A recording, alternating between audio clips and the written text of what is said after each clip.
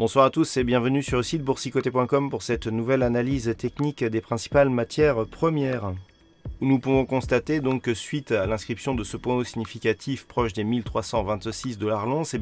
l'or a consolidé ici et on est revenu chercher cette ancienne résistance des 1300 $ l'once comme nouveau support, comme nous pouvons le voir ici sur ce point bas.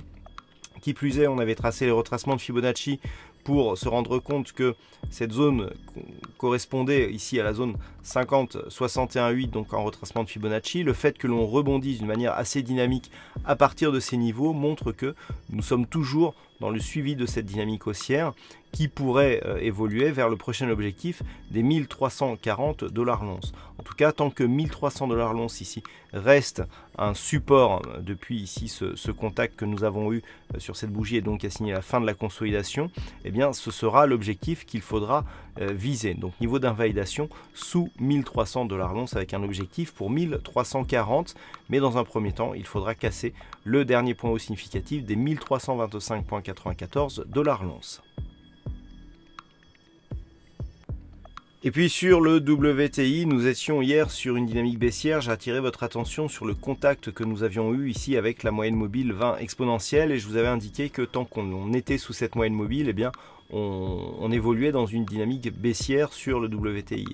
On peut voir ici l'invalidation de la poursuite de ce mouvement, puisqu'après un point bas significatif assez proche du niveau de support qui faisait figure d'objectif à 45,50, puisqu'il s'agissait de ce point bas que nous avions eu ici, sur la bougie du jour, nous avons donc un plus bas qui se situe à 45,56 et suite à ce contact,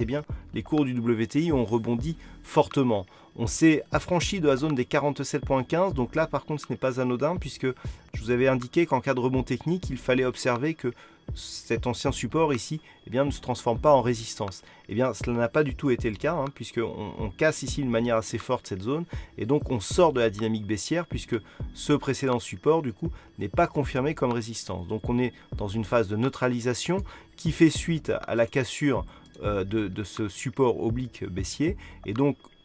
matériellement on pourrait sortir ici de la phase de consolidation qui pourrait être symbolisée ici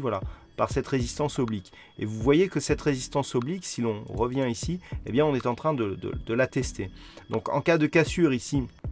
de ce qui est actuellement une zone aux alentours des 47,50 $ le baril, on sortirait de cette phase de consolidation au profit d'un signal de poursuite de la dynamique haussière qui était donc la tendance que nous avions depuis ce point bas significatif du mois de juin et donc sur la tendance court moyen terme. Mais pour cela, il faudrait d'abord s'affranchir de la résistance oblique baissière ici qui définissait le mouvement baissier court terme.